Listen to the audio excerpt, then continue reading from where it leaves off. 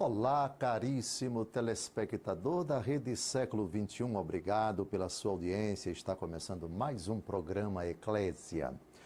O nosso compromisso semanal todas as terças, das 7h30 às 8h30 da noite, para refletir assuntos de grande relevância para a nossa fé católica apostólica romana.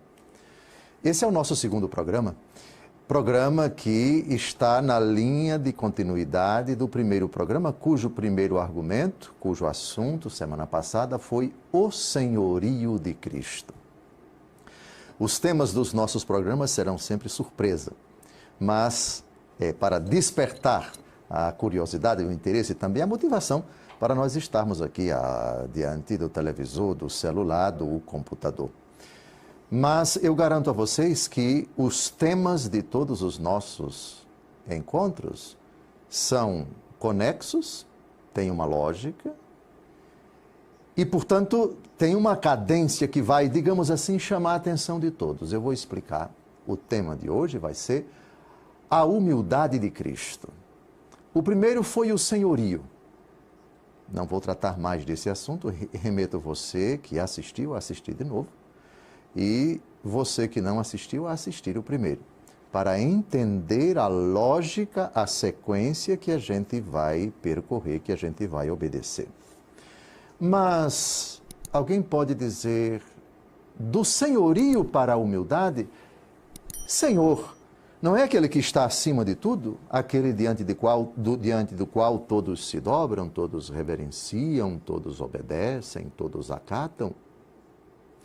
Mas como pode um senhor ser humilde? Humildade é característica de alguém que é senhor? Pode-se conjugar a supremacia, a posição do Supremo, com a condição de humilde? Mas é exatamente nisso que consiste a nossa fé em Jesus. Humilde. Uma palavra que, a bem da verdade, é muito mal entendida. Consequentemente, é muito deturpada. Nesse primeiro bloco, eu espero sintetizar a nossa fé católica apostólica romana sobre essa virtude, humildade. Se eu perguntar para você, na sua opinião, o que é ser humilde? Talvez muitos respondam, não, olha, humildade é reconhecer que você é pecador. Mas Jesus que disse em Mateus 11:29, aprendei de mim que sou manso e humilde de coração, Jesus nunca cometeu pecado. Portanto, humildade não é necessariamente reconhecer fraqueza.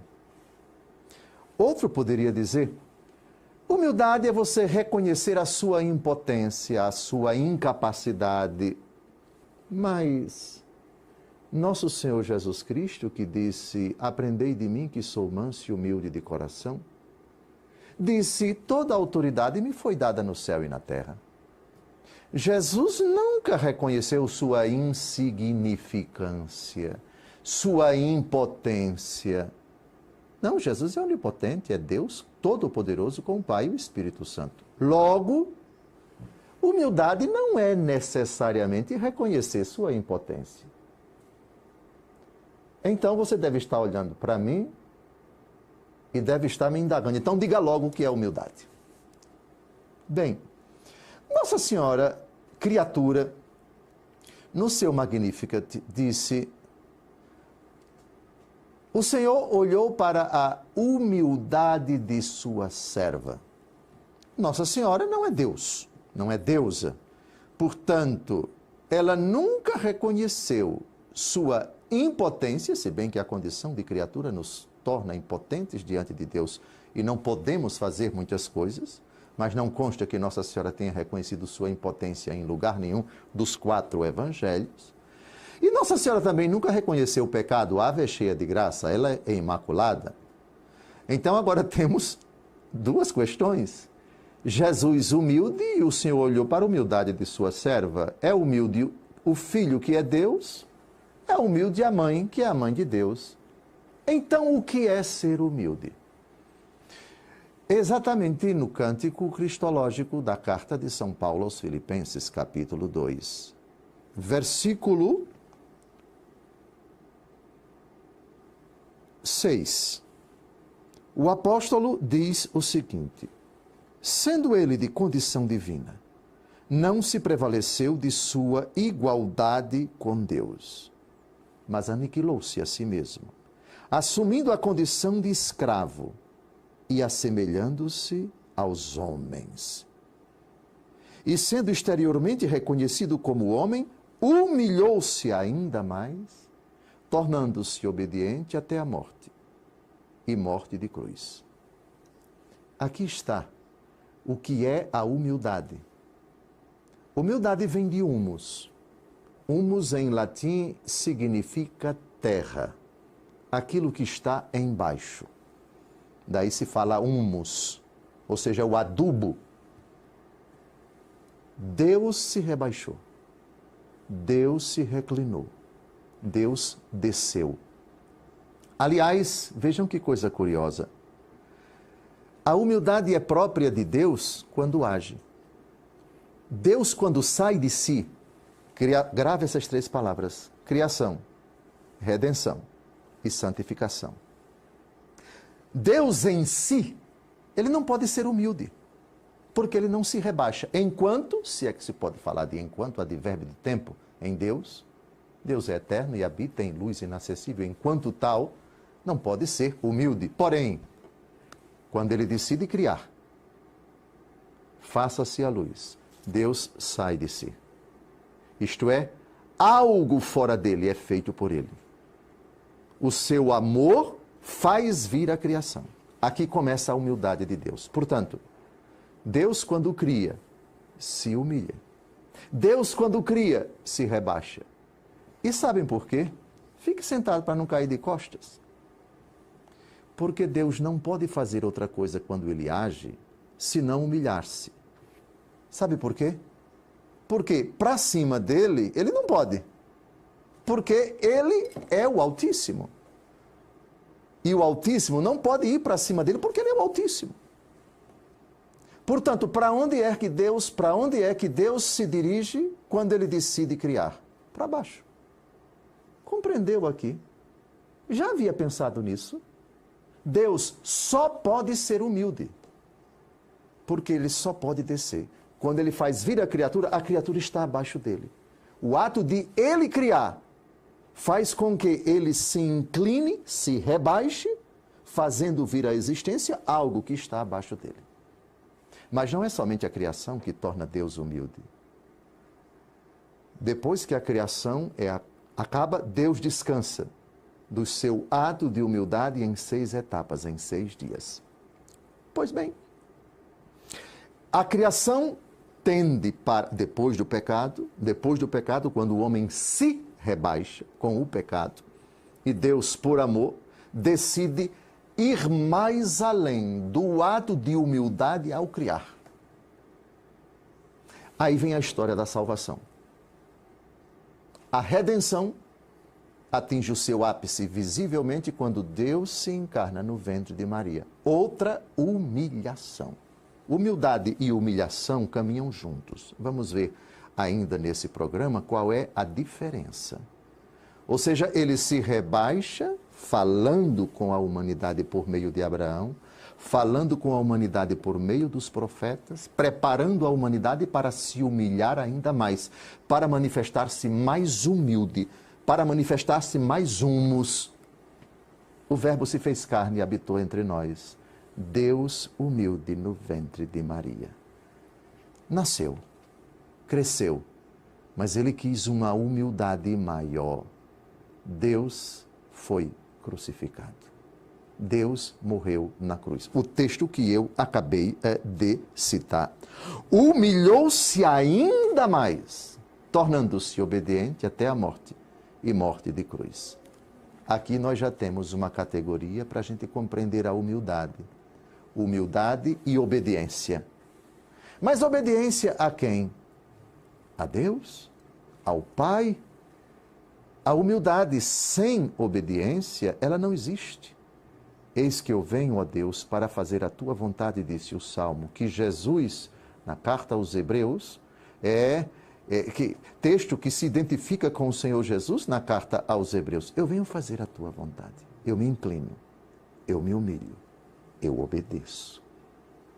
Eu, portanto, me torno humus diante da vontade do Pai. E agora, com um agravante maravilhoso, a sua encarnação. O Filho sempre foi obediente ao Pai desde toda a eternidade. Mas com a encarnação nós temos a humanidade de Cristo unida à sua divindade na mesma pessoa divina que se inclina, que se torna humus da forma mais espantosa, João 3,16. Tanto Deus amou o mundo que enviou o seu Filho para que todo que nele crê não pereça, mas tenha a vida eterna. Até a morte e morte de cruz. Mas avancemos. Porque agora é preciso que nós transponhamos ele que disse, Mateus 11:29, aprendei de mim que sou manso e humilde de coração. Aprendei. Agora vamos ao aprendizado. Agora vamos a nós. Já compreendemos o que não é humildade. Humildade não é necessariamente reconhecer sua impotência. Aliás, pagão, até pagão reconhece. Ah, eu não posso fazer isso. Ah, eu não posso.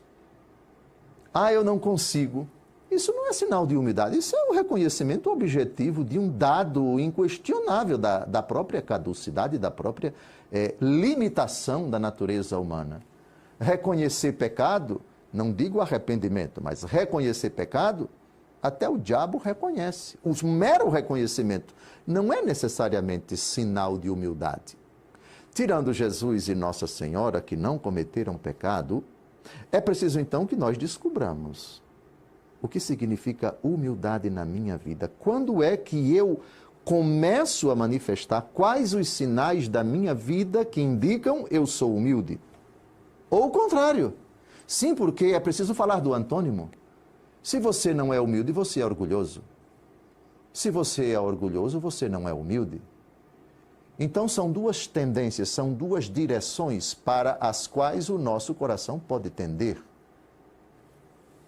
Já falamos obediente até a morte e morte de cruz. Mas antes da obediência, tem uma outra categoria, e essa está na primeira carta de São Pedro, capítulo 1, versículo 22, texto que eu escolhi como meu mote, como o meu brasão episcopal. Ele tem esse lema: in obediência veritatis, pela obediência à verdade.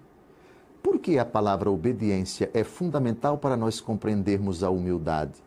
A razão de Cristo ter se humilhado, obediente até a morte e morte de cruz. Ocorre que no nosso caso, nós nos tornamos semelhantes a Ele quando somos obedientes a Ele. 1 Pedro 1:22 deve ser entendida na perspectiva de João capítulo 14, versículo 6. Jesus disse, eu sou o caminho, a verdade e a vida. Ora, 1 Pedro 1:22, em obediência à verdade. Jesus humilhou-se, obediente até a morte e morte de cruz. Amém? E Jesus é a verdade. E ele pediu para nós o imitarmos. Obediência à verdade. Logo, humildade na nossa vida é obediência à verdade. Mas existe a verdade a respeito de Cristo, existe a verdade a respeito das criaturas, existe a verdade a respeito de nós mesmos. Já estamos entrando numa questão que vai tocar a humildade, e isso, bem compreendido, vai desmascarar os supostamente humildes. Na verdade, os verdadeiros arrogantes. Ou o contrário, da arrogância, um itinerário de cura pela palavra, dessa presunção, que é o antônimo, que é incompatível com a humildade, até a humildade. Aqui está um argumento que precisa ser aprofundado, e isso vai acontecer no segundo bloco. O que eu quis dizer nesse primeiro bloco é precisamente isso.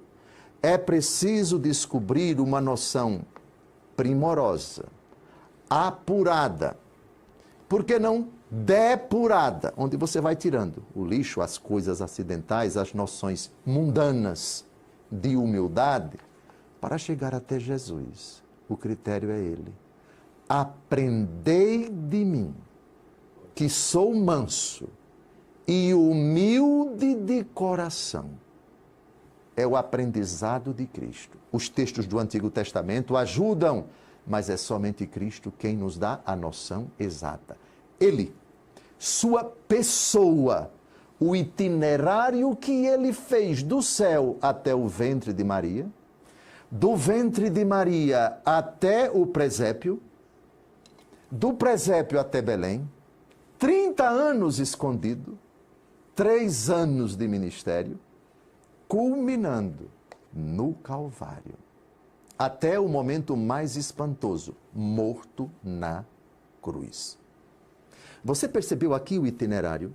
Você percebeu aqui a relação entre humildade, obediência e verdade? Pronto. Se você entendeu, você vai compreender perfeitamente no segundo bloco como descobrir com precisão cirúrgica quando você está descambando para o orgulho, descambando para a presunção, ou se você está no caminho da humildade, a imitação de Cristo. Não saia daí. No segundo bloco, que vai acontecer, que vai começar depois de um breve intervalo, nós vamos investigar na Escritura, nós vamos apontar 7 critérios para você dizer infalivelmente, eu sou humilde ou estou a caminho da humildade. Ou então o contrário, eu sou orgulhoso, presunçoso, arrogante, estúpido, de orgulhoso, eu tenho tudo, de humilde não tenho nada. Até lá.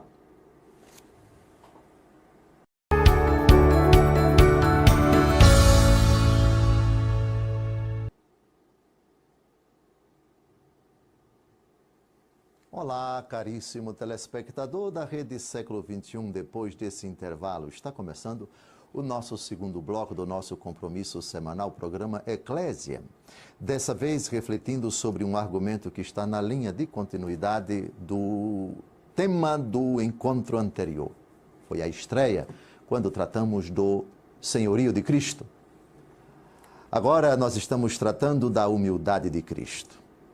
E eu terminei o primeiro bloco prometendo a vocês apresentar alguns critérios para nós descobrirmos, depois de termos exposto, apresentado Jesus como modelo, ele que disse em Mateus 11:29, aprendei de mim que sou manso e humilde de coração. O modelo é Jesus, o protótipo é Jesus, a conduta de Jesus, o comportamento de Jesus, o agir de Jesus, para nós é o paradigma de humildade. Falamos também da bem-aventurada Virgem Maria, a humilde. O Senhor olhou para a humildade da sua serva. Ela disse no seu canto belíssimo, o Magnificat. Agora vamos descobrir na nossa vida esses critérios e aí nós já saberemos com a Escritura se somos ou estamos a caminho da humildade ou se somos e estamos a caminho do orgulho. Primeiro critério. In obediência veritatis, aprendei de mim. Ele que disse isso, eu sou a verdade. Obedientes a Cristo, obediente até a morte e morte de cruz. Obediente ao Pai e obedientes a Cristo. In obediência veritatis. A verdade, aqui está. Primeiro sinal de que uma pessoa é humilde. A verdade sobre as criaturas. Elas são obras de Deus. E por isso devem ser louvadas, diz o Salmo 18. A verdade das criaturas é que elas não têm defeito enquanto criaturas. O diabo se afastou, o defeito foi ele que criou. Mas Deus criou tudo bom. E Deus viu que era bom, que era bom, que era bom, que era bom, que era bom. E no 6º dia, ao criar o homem, diz o relato do livro do Gênesis, e Deus viu que era tudo muito bom.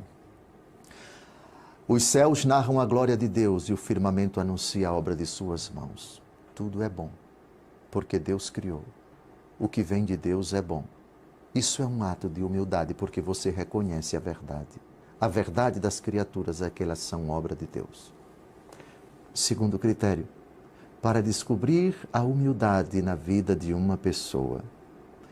A humildade leva você diante do seu espelho, nos leva diante do espelho, a nos reconhecermos, Apocalipse capítulo 3, versículo 17, tu dizes, sou rico, faço bons negócios, e não sabes que és infeliz, miserável, pobre, cego e nu. Não é mera retórica, não é mera repetição de palavras. O reconhecimento da sua indigência sem a graça de Deus. Aqui está a consciência de uma pessoa humilde. Sem mim nada podeis fazer. Sem a graça de Deus eu não posso nada. 1 aos Coríntios capítulo 4, versículo 7. O que tens que não tenhas recebido? E se recebeste, por que te glorias? Quem se gloria de algo que é seu e não gloria o Senhor, esse não é humilde, orgulhoso, pedante. Tudo que você tem, com exceção do pecado, foi Deus que deu a você. Se essa consciência é profunda dentro do seu coração, isso é sinal de humildade no seu coração. Você nunca se envaidece com o aplauso de ninguém. Você não procura nada de glória humana, recompensa humana, mas rende graças a Deus. Quem se gloria, glorie-se no Senhor. Terceiro sinal. A verdade sobre o pecado é que ela não é obra de Deus. Ela é obra do homem. Deus não tem nada a ver com isso. Aqui está o sinal do orgulho dos fariseus e dos escribas. É em nome de Belzebu que ele expulsa os demônios. Ou seja, Deus não tem nada a ver com o pecado. Quando você chegar ao cúmulo de dizer que uma obra demoníaca é divinizada, e quando você sataniza aquilo que Deus faz, aquilo que é bom, quando você subverte a ordem, aí você tem o antônimo da humildade. Eu reconheço toda a minha iniquidade. O meu pecado está sempre à minha frente. Foi contra vós, só contra vós que eu pequei e pratiquei o que é mal aos vossos olhos. Aqui está o reconhecimento, o sinal que explicita a humildade no coração de quem pecou. Não tente justificar o injustificado. Não tente legitimar aquilo que é ilegítimo. Portanto, o pecado é seu. Pai, pequei contra o céu e contra ti. Já não sou digno de ser chamado teu filho, trata-me como a um servo. Arrependimento, consequência de um ato de humildade. Ele não tentou justificar, ele simplesmente disse, pequei. Pronto, ali está na parábola do filho pródigo. Para quem pecou, o sinal da evidente humildade. Aplique isso no relacionamento entre esposo e esposa, vizinho, pai, filho, padre, paroquianos, bispo, papa, qualquer relacionamento. E, finalmente, a necessidade, a verdade que nos leva a reparar a ofensa que nós cometemos contra uma pessoa. Se estás para trazer a oferta ao altar e ali te lembrares de que teu irmão tem algo contra ti, deixa a tua oferta, vai reconciliar-te com teu irmão, toma sem demora este caminho, para que não aconteça que o juiz te entregue ao carrasco, o carrasco te ponhas em prisão. Em verdade te digo, de lá não sairás até que tenhas pago o último centavo. Vocês perceberam aqui os critérios claríssimos que indicam o caminho da humildade, os sinais que evidenciam, trata-se verdadeiramente de uma pessoa humilde. A humildade, para nós, tire Jesus e Nossa Senhora que não cometeram pecado, o nosso perfil de humildade está aqui, todo bíblico. O homem não se envaidece, João capítulo 3, versículo 30, importa que ele cresça e eu diminua. Ao fazer a obra de Deus, ele busca que Deus apareça, ele busca que Deus seja louvado, Deus seja engrandecido. E isso não apenas exteriormente, mas do íntimo do nosso coração. Isso significa, em última instância, só Deus conhece, de fato, aquilo que se faz por causa dele ou por qualquer outro motivo, louvado, aprovado, aplaudido por quem quer que seja, se a disposição do coração do homem é essa, não a mim, mas a Deus a glória. Ou eu, o desgraçado, reconheço a minha iniquidade, Tenho um compromisso primeiro em reconciliar-me com Deus, o itinerário de volta do filho na parábola do filho pródigo, e o compromisso também de me reconciliar com o irmão, se isso é possível, fisicamente, corporalmente, também no tempo, a não ser que ele já tenha morrido, já tenha ido para um lugar onde eu não sei mais qual é o seu paradeiro, e a obrigação de reparar o mal cometido. Bem, eu apresentei esses pontos, agora eu vou tentar responder algumas perguntas que estão chegando aqui. Perguntas dos nossos internautas, dos nossos telespectadores. E a primeira, ela vem de Aracaju, a linda capital do estado de Sergipe, a dona Joana Santos. Dom José Falcão, desejo ser humilde, mas quando sou ofendida, fico mal, prostrada. Como reagir aos insultos com humildade? Resposta, Mateus 11, 29. A Bíblia é maravilhosa. E eu sou gamado, arriados os 4 pneus e o estepe por isso daqui. Que maravilha. Mateus 11, 29. Aprendei de mim que sou manso e humilde de coração. Na paixão de nosso Senhor, ele é levado diante de Anás, Caifás, Herodes, Pôncio Pilatos. Num determinado momento, ele leva uma bofetada. Uma tapa mesmo. E sabe como foi? Ele reagiu, querida irmã? Ele disse, se eu errei, mostre-me o erro. Se eu não errei, por que é que você me bate? Aprendei de mim que sou manso e humilde de coração. Jesus disse que quando a gente leva uma bofetada numa face, deve mostrar a outra. Pois bem, qual é a outra face? A face da justiça, a face da verdade. Se eu errei, mostre-me o erro. Mas se eu não errei, por que é que você me bate? Eu recomendo à senhora que diante de quem quer que seja, primeiro ande na verdade. Não faça para os outros aquilo que a senhora não gostaria que os outros lhe fizessem. Depois, vivendo na verdade, se a senhora for atacada e pudesse dirigir ao agressor, dirija-se nesses termos. Se eu errei, mostre-me o erro. Então é preciso situar a senhora num contexto para ver qual foi o grau de participação que a senhora teve. Se a senhora o provocou, se a senhora foi de alguma forma responsável, se a senhora de alguma forma foi atiçada, foi provocada e acabou dando um motivo para a pessoa lhe agredir. Mas se a senhora, na justiça e na verdade, foi completamente inocente e a pessoa lhe desferiu um ataque físico, se for físico já é caso de polícia, viu? Já é caso de polícia, para registrar um BO. E isso se aplica a seu esposo, a quem quer que seja. Agressão física, não. Agora, agressão moral, reaja como Jesus. Se eu errei, diga-me onde eu errei. Mas se eu não errei, por que é que você me bate? Isto é, não aceite, proteste. Jesus é o modelo, minha irmã. Portanto, olhe para Jesus, imite Jesus, obedeça a Jesus, siga os passos de Jesus, humilde quando ele levou uma bofetada. Então eu proponho à senhora, João capítulo 18, é o capítulo onde ele recebe essa bofetada. Vamos agora à segunda pergunta. Marilene Farias, Castanhal, Pará. Já estive lá em Castanhal, Dom Carlos Verzelete é o bispo de lá. Fui lá uma vez na vida para resolver lá um assunto, não posso dizer qual. Um abraço a Dom Carlos Verzelete e a todos os irmãos da Diocese de Castanhal. Dom Falcão, como vencer o orgulho? Querer estar à frente, ter a última palavra. Me parece, irmã, que são 3 coisas aí um pouco diferentes. O orgulho se vence com a prática da humildade. Aprendei de mim que sou manso e humilde de coração. Remédios para vencer o orgulho. Irmã, vá de vez em quando ao cemitério. Viu? Olhar o que é que lhe espera, humanamente falando, daqui a alguns anos. Os cadáveres, os seus ossos vão para lá. Tudo na vida passa. Nada te perturbe, nada te amedronte, tudo passa, inclusive a senhora. Segundo, meditação dos novíssimos, morte, juízo, inferno e paraíso. Medite no inferno, para onde a senhora pode ir, se não dominar esse instinto orgulhoso. Morte. Juízo, vamos prestar contas diante de Deus, diante dos nossos atos.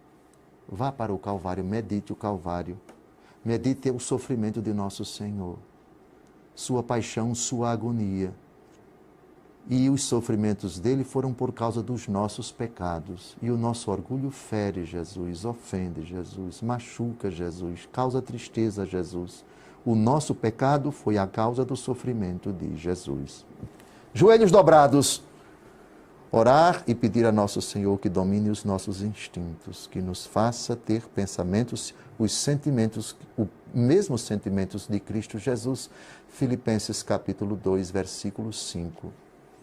Contemplar de vez em quando a indigência humana. Vá de vez em quando visitar um leprosário, se estiver perto aí da sua casa em Castanhal. Visite uma casa de surdos, de mudos. Vá aos asilos, vá aos hospitais, aos presídios. Estar perto do sofrimento, da indigência humana.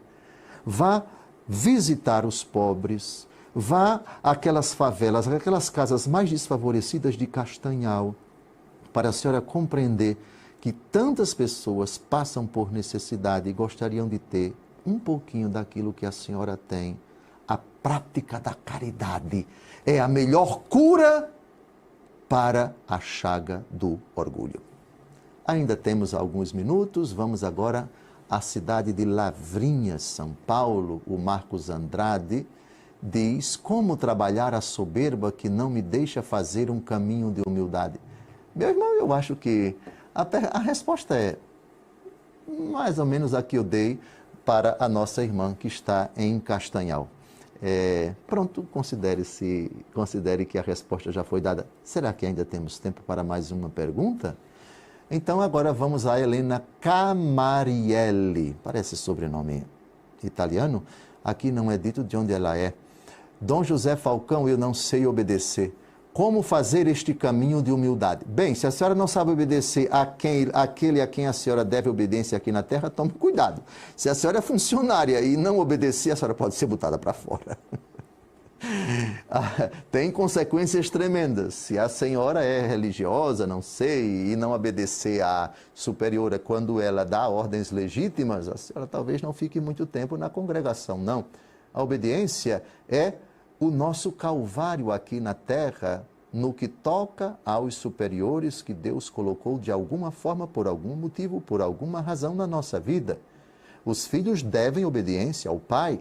No amor, a obediência deixa de ser algo insuportável e torna-se algo obediente até a morte e morte de cruz. O filho ama o pai e por isso obedece. A obediência sem o amor é um tédio, nem é uma realidade bíblica. Não. O amor tem relacionamento, tem uma relação íntima com a obediência. Tanto Deus amou o mundo que enviou o seu filho. E o enviado, o pai ama o filho ama o pai. E a obediência do filho pelo pai se traduz, quando ele se encarna, em obediência. Obediente até a morte e morte de cruz. Portanto, isso com relação às pessoas. A obediência, quando ela é mediatizada, ela assume, por vezes, um quê de dor, de sofrimento, de renúncia, de mortificação, etc. Sobretudo quando a autoridade tem lá os seus defeitos, mas enquanto elas ordenam legitimamente, elas merecem acatamento e nós devemos obedecer, sim, quando as ordens são legítimas e não ferem a lei de Deus. E com relação à obediência a Deus, é joelho dobrado, é pedir, é implorar, é socorrer a Deus Todo-Poderoso. Ajuda-me a obedecer. Está terminando o segundo bloco. Não saia daí. No terceiro, as perguntas que ainda faltam para serem respondidas, nós procuraremos responder. E as perguntas que ainda vão chegar. Obrigado por você estar conosco. Não saia daí. Depois desse intervalo, vamos ao último bloco. Até lá.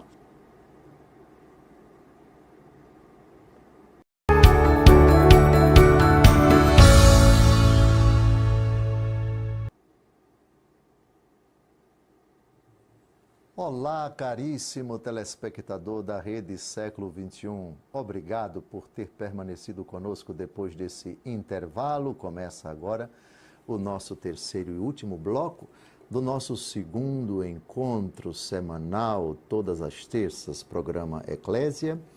Pela segunda vez, comigo, à frente desta epopeia, dessa aventura que só Deus sabe quando vai terminar. Espero que demore bastante. Pela segunda vez tratando de Cristo Jesus, primeiro programa, o senhorio de Cristo, e agora estamos abordando a humildade de Cristo.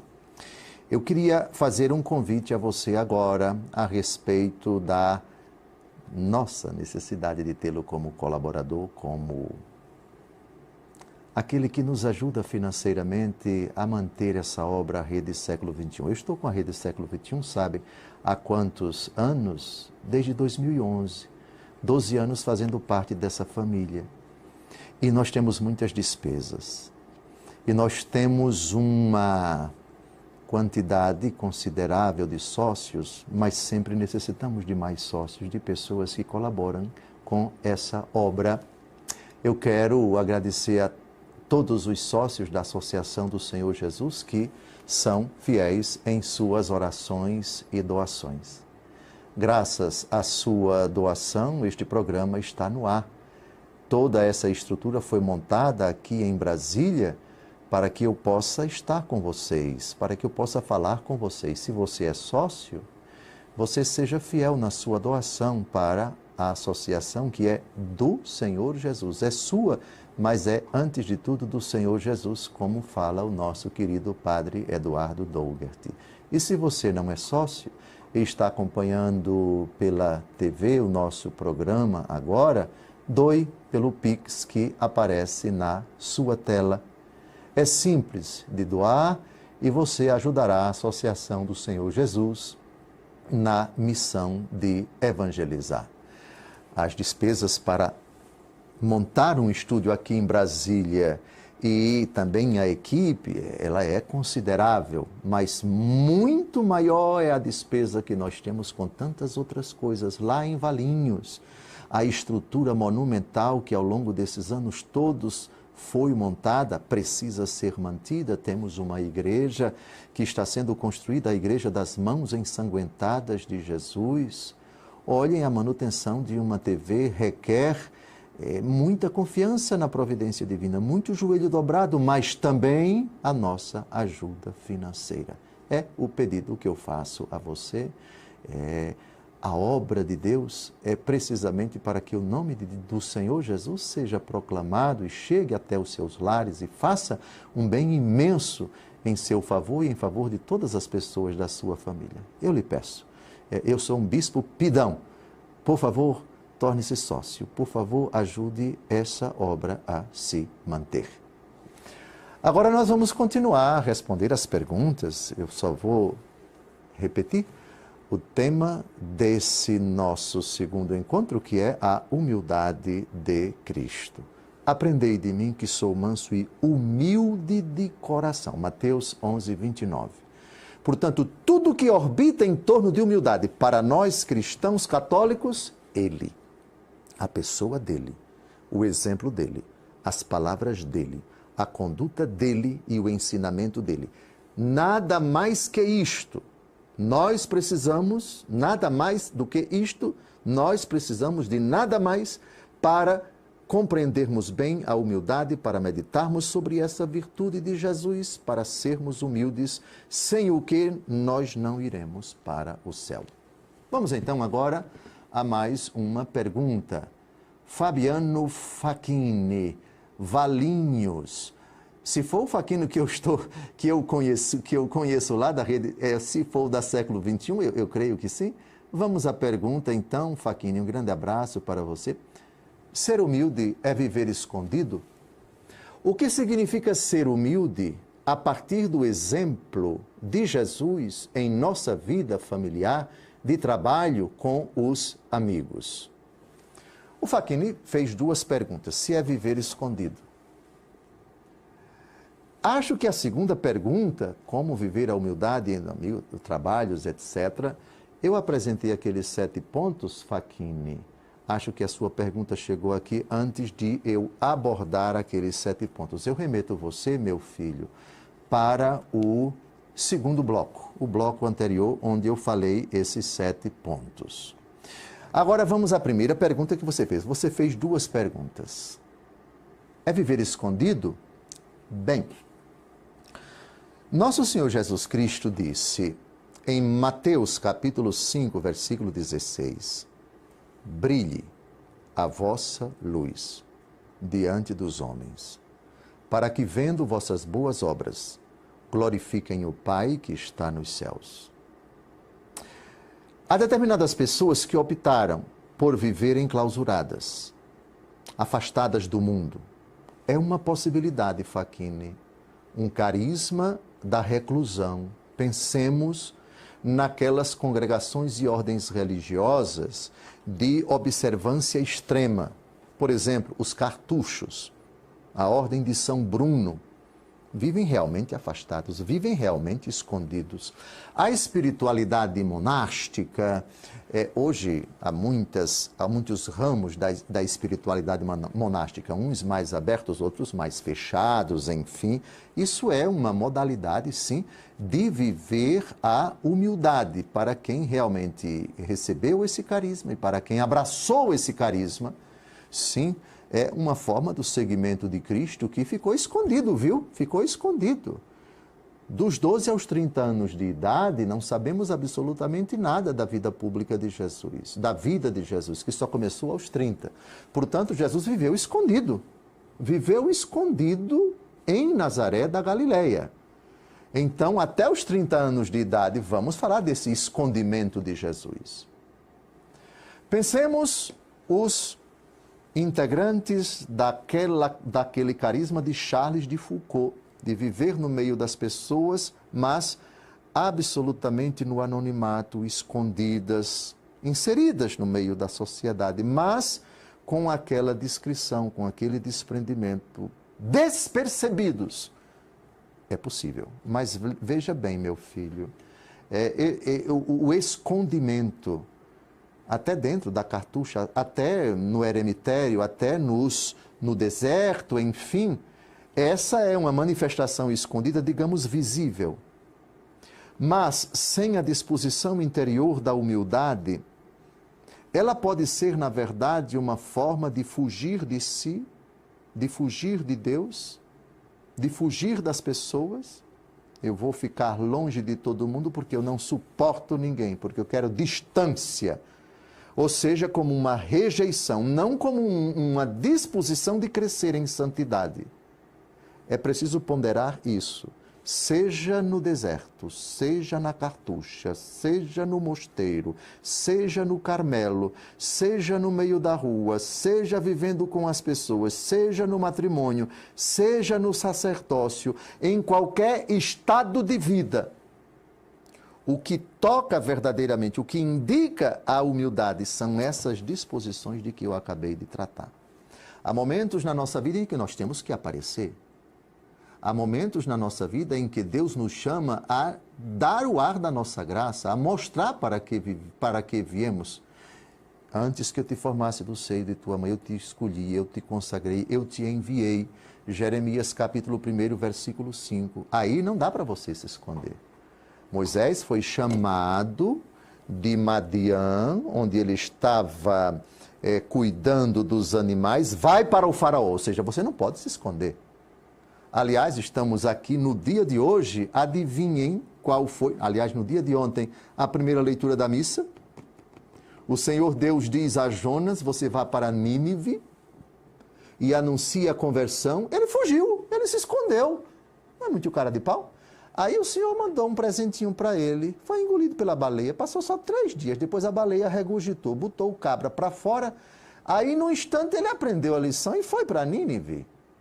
Então é preciso situar a razão, o contexto da pessoa, a missão que Deus lhe confiou, o carisma que Deus concedeu para ela, para responder se o escondimento é vontade de Deus ou é um ato de covardia, ou é uma fuga que é contrária à vontade de Deus. Mas há fugas que correspondem à vontade de Deus. O próprio Jesus se escondeu quando ele foi procurado, caçado pelos nazarenos que queriam precipitá-lo. Ele fugiu e se escondeu.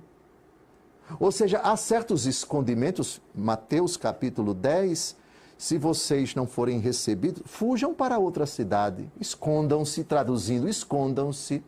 Então, é preciso situar no aqui e agora da vida da pessoa para compreender, primeiro, nessa hora, você tem que aparecer ou não, você tem que falar ou não, ou você tem que silenciar, você tem que se esconder.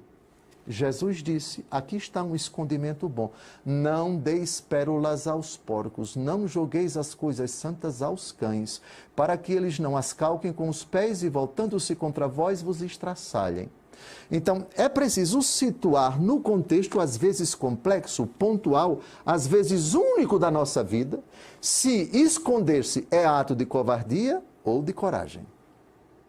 Se é ato de fidelidade à palavra de Deus, o seguimento de um carisma, ou se é um ato de fugir das suas responsabilidades. Eu não posso, Facchini, responder, porque eu tenho que pontuar tudo isso. Há escondimentos que são bons, que são virtuosos, que são sinal de humildade. Há outros que são exatamente o contrário, de arrogância, de orgulho, de covardia e assim por diante. Dá-me a parte da herança que me cabe. Ele não foi se esconder do pai, foi se esconder na pocilga, acabou se escondendo na pocilga. Já outros com escondimentos, dou-vos graças ao Pai, Mateus capítulo 11, porque escondeste estas coisas dos sábios e entendidos e as revelaste aos pequeninos. O Pai se esconde, o Pai não revela para certas pessoas sábias e entendidas, arrogantes, petulantes, pedantes, donas de si, o segredo de Deus, o segredo do Pai, a verdade do Evangelho, a salvação. Ele se esconde. Por outro lado, Isaías 55. Buscai o Senhor enquanto Ele se deixa achar. Invocai-o enquanto Ele está perto. Vejam, Deus se revela a quem o procura com um coração humilde. Deus se esconde dos arrogantes, dos presunçosos, dos pedantes. Portanto, Facchini, importantíssimas suas perguntas. Agora, arrematando, a segunda pergunta que você fez, a resposta está no segundo bloco. E a resposta à primeira pergunta, eu acho que o bispo respondeu mais ou menos. Eu tenho que reconhecer também a minha humildade. Eu sou um ignorante, mas procuro buscar a resposta aqui. Eu só dou resposta aqui, meu filho. É minha fraqueza, é minha debilidade, entre aspas. Vamos agora a mais uma pergunta. Telespectador, o mundo está vivendo um drama com estes conflitos na Terra Santa. Há uma revolta em meu coração, pois olhando para toda essa injustiça me vem o sentimento de vingança, de querer o mal de quem gerou todo esse conflito. Isso é um caminho inverso à humildade? Mesmo diante daquilo que julgo injusto, é um caminho inverso ao da humildade. A vingança não é de Deus. A vingança é a última etapa de um coração orgulhoso que está... Desculpe, meu filho, sabemos quem é, mas nós omitimos o nome porque é uma pergunta que revela uma fraqueza moral, revela um pecado. Quando isso chega até nós, nós não citamos a pessoa, por razões óbvias, por questões éticas. Olha, meu filho, a vingança não é de Deus. O primeiro pecado de se tirar a vida de uma pessoa na Escritura foi o assassinato de Abel, e quem o matou foi Caim. Essa é exatamente a lógica da guerra. A revolta, existe uma revolta que é boa. São Paulo diz, o apóstolo Paulo diz, não vos conformeis com este mundo, mas renovai-vos. Ele não disse não vos conformeis, isto é, nós temos que ser revoltados com o mundo enquanto ele não manifesta aquilo que é a vontade de Deus. Revolta contra as injustiças, revolta contra tudo aquilo que ofende o homem, revolta tudo aquilo que contra tudo aquilo que ofende a Deus, sem dúvida alguma. Mas daí para você partir para a vingança, o apóstolo, nosso Senhor Jesus Cristo, chama o demônio de homicida, desde o princípio. 3 verbos o Senhor Jesus, em João capítulo 10, versículo 10, utiliza para descrever qual é a tática do demônio. roubar, matar e destruir. Roubar, matar e destruir. Portanto, ladrão, assassino e destruidor. Você, meu filho, ao dizer que vem à sua mente o desejo de vingança contra quem causa tudo isso, você está, desculpe, não se ofenda. Você está fazendo a lógica do demônio. A lógica do demônio é exatamente essa. Estão fazendo o mal. Faça o mal contra eles. Queime-os, destrua-os. Meu filho, isso não é de Deus. É exatamente o que o diabo quer, que a vingança, o desejo e ações concretas para prejudicar as pessoas, isso contamine os corações. Isso se alastre. Isso se torne uma cultura, uma mentalidade. Isso não é de Deus.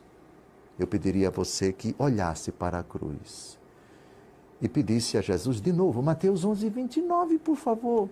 Aprendei de mim que sou manso e humilde de coração. As últimas palavras que Jesus pronunciou na cruz. Perdoa-lhes. Eles não sabem o que fazem. Mas isso é fraqueza, como é que podemos renovar o mundo? Esta é a vitória que vence o mundo, a vitória da nossa fé. Com a guerra ninguém sai vitorioso. Com a vingança ninguém sai vitorioso. O assassino, aquele que paga o mal com o mal, aparentemente ele se sente vitorioso ao ver o corpo da pessoa sem vida ali, acabei de matar, etc. É o diabo quem dá gargalhadas. Aquilo tem consequências tremendas para você diante da sociedade e principalmente diante de Deus, perante a lei dos homens e principalmente perante a lei de Deus, a quem você vai prestar contas um dia. Está terminando mais um encontro. Eu disse a você, na semana que vem, vamos ter um outro encontro. Semana que vem tem Cerco de Jericó, voltamos na outra terça-feira. Você é convidado para se inscrever no YouTube da Rede Século XXI. Também eu convido você a se inscrever no meu canal do YouTube, Dom José Francisco Falcão. Ative o sininho para receber as atualizações. No Instagram também, me parece que o nome é Dom José Falcão Oficial. Dom José Falcão Oficial. Nem eu sei mexer no Instagram, vou aprender hoje. Mas já tem lá um bocado de coisa. E não vai ter comentários, não vai ter comentário nenhum, é somente para vocês assistirem e divulgarem também esse programa. Deus abençoe a sua vida. Até a próxima terça-feira, se Deus quiser, com o programa Eclésia, cujo assunto não vai ser ditado. Mas vocês já podem imaginar. Semana passada, senhorio de Cristo.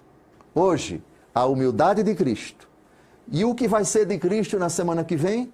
Aguarde e acesse terça-feira o nosso portal, ao vivo, pelo seu celular, pelo seu computador, pelo seu televisor, o programa Eclésia, com esse ignorante aqui que precisa muito de suas orações, de suas preces. Ele sabe que pouco tempo lhe resta e por isso está aproveitando ao máximo o tempo que Deus lhe deu antes da prestação de contas dos seus atos. Um grande abraço. Boa semana para você.